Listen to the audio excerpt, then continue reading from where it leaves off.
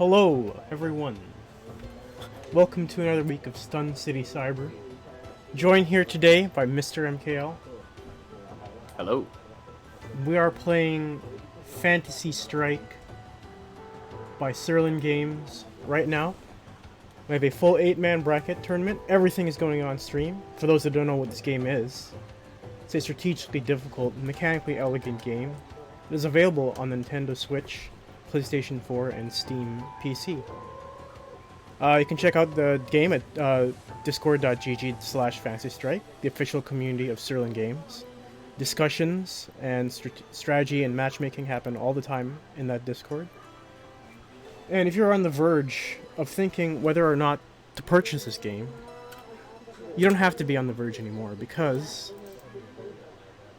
this game is actually free to play. It just went free to play around a month ago. Around actually 2 months ago. Nearing on 2 months ago. All the characters are unlocked, are available from the beginning. You do not need to grind a single minute to play these new characters. You can try out the characters, try out the game in ranked queues, casual queues, practice mode, and versus the AI in 1v1 matches. If you enjoy the game enough and want to support, you can purchase the core pack, which unlocks more single-player modes and friend requests to play with friends all over the world. It's a large and growing community, and we're happy to have another tournament. So with that said, we're going to get things underway. I'm going to turn to a commentator, MKL. For now, I'm just going to set up the first match. You have a second commentator. Boom. Oh, he's here. Nice. Hello, Aphotics. You can follow Aphotics nowhere. You can follow me kind of like in the streets, you know? Or in the sheets, depending on who you are. Indeed. I see you hanging out in Discords, hanging out in chats. No, You can be found. You know, Tinder, whatever.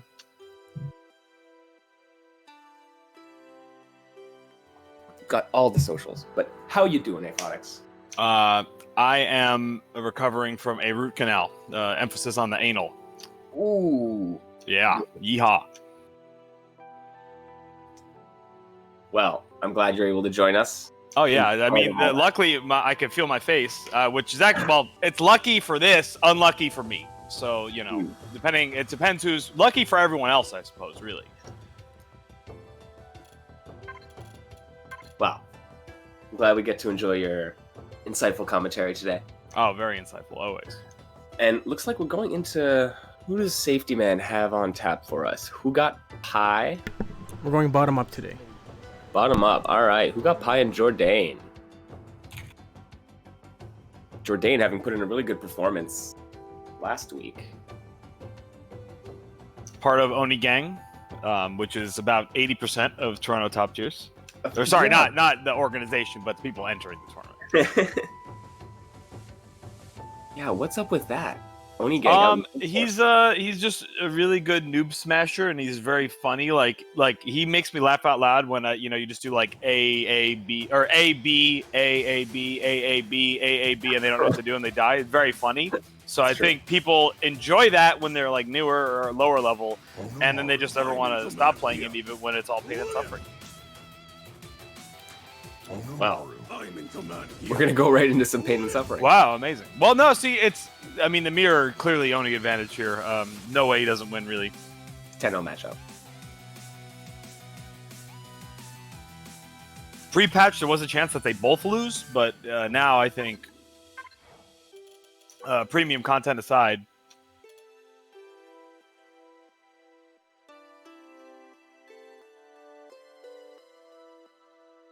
so in this match, very straightforward match. You're pretty much just looking to time your pokes better. His ground pokes do have slightly different ranges with different speeds and startups. So you definitely want to know what is the ideal poke at the specific range you're at. Generally, if you can be, you want to do that, but it is the shortest range of the pokes. So It needs to be taken into consideration. Ooh, yeah, starting right off. Back A is the fastest, so you're gonna see a lot of that. It's also the lowest reward. So. Oh no. Oh wow, gets the 4 damage there? Alright. Oh, good bait on that. Oh, that yeah. Is Jordan with the life advantage there. Man, that was man. too fast Around, to yeah. explain all what was going on. So this is like a match where once something starts happening, there's like a really like thorough flow chart you really can follow to like not mess up. And if you do mess it up, then you might just take a bunch of damage. But it's kind of hard to explain in the middle of the match. Big counter hits going out. Cannot cancel slow moves against Onimaru. This will, yeah, I was gonna say that almost always hits. Like that move is kind of stupid when you charge it. Let's just say I would have been really impressed if Who Got Pie dodged that, because it's like a 1% that they do.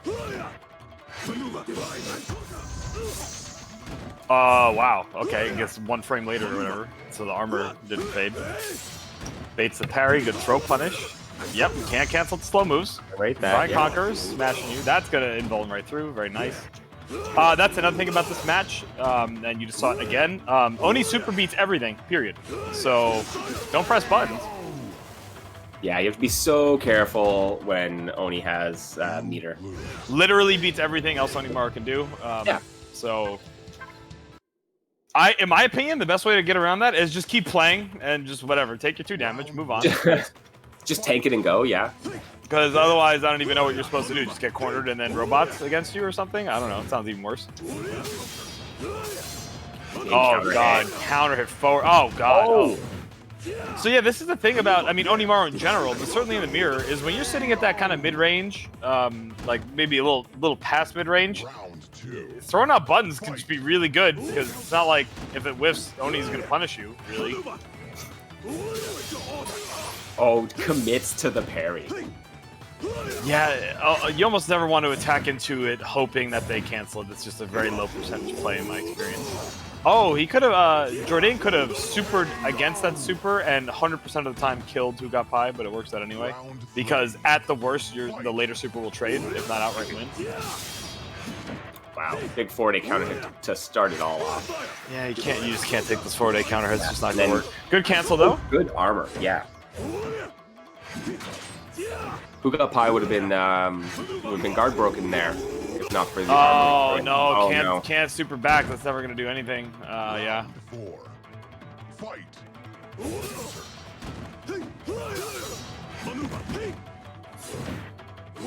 Pushed right into the corner. Guard breaks. Oh, trade. Okay. That was a brave sweep, but it worked out. Parry. Yeah, that's gonna before you can even start up the rising sword. You're already getting hit. So. Yeah, people don't know that about the jump C into Rising Sword thing is there's actually a window where you just get hit. It's not that you always have the option of canceling into the Rising Sword, which I think might seem like that way when you're new. Like you always have to guess. Actually, a lot of times it's just completely free to punish.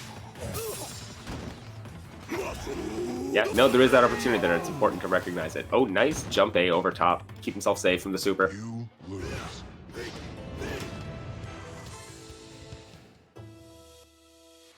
Jordan. Yeah, Jordan. here we go. There we go. Yep. I like it. I like it. Where are our fish? Oh, I like that. I like the extra, the new Who Got Pie. Oh yeah, no, leave it up top. Throw it in there. Leave it up top. Nice font. Totally blends right in. Absolutely. Leaving the args behind.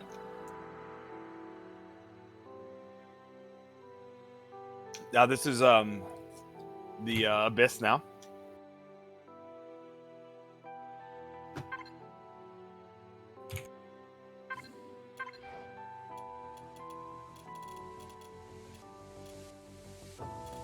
Right, and we'll be moving right along now. Pirate King versus Mozzarella is up next. All right, so I remember from last week, Pirate King was on a lot of Rook, and Mozzarella was on Mono de Grey.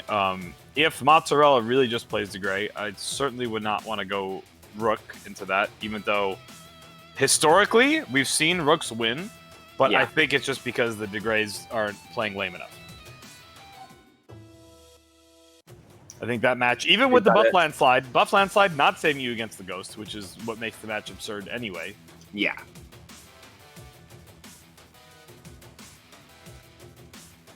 Trying to think, what would if you just know your opponent's on Mono de Grey, what do you play? I guess you just go Val, huh? Yeah, for me, I'd go Val. What would I do? wonder. I don't actually know. I've played the Quince DeGray matchup a few times. I have no idea who's favored. Probably DeGray, but I don't know that. Yeah. That one's a little strange. I'd probably go Quince just because I assume nobody has any idea what to do. I mean, you can still rely on that at this point. Oh, I'll always be able to rely on that because, like, quite frankly, Quince, like, now that he has a real anti-air, you actually have to really know the matchup. Because before it was just like jump at him, and if you have a dive kick, triple bonus points, just dive kick him like all Very day. true. But Yeah. that don't work no more for multiple reasons. So Yeah, you definitely have to respect him. It was I was fine with Quince once I realized I had to give him no respect at all. And then, right, but then after the patch, yeah, that's not the case. yeah, anymore. not only because he has a real anti-air, but also, I mean, okay, instant jump super was a very good anti-air in some cases, but not in others. Now he also has the hold C crap, and maybe he just gets away from you for free, and then you're back to neutral anyway. Mhm. Alright, so TPK is going to restart his PC. Technical issues here. We're going to go to alright. Mr. X and Voltam. All right, let's do it. Mr. X, known for the Rook and a little bit of Setsuki, but they threw that in the garbage can like all the other Setsuki players. Oh, poor Setsuki. She was on top for a long time. So I think she was certainly in the upper echelon, but I never had her above the like the zoning trio. I had her basically right at the same place as Val.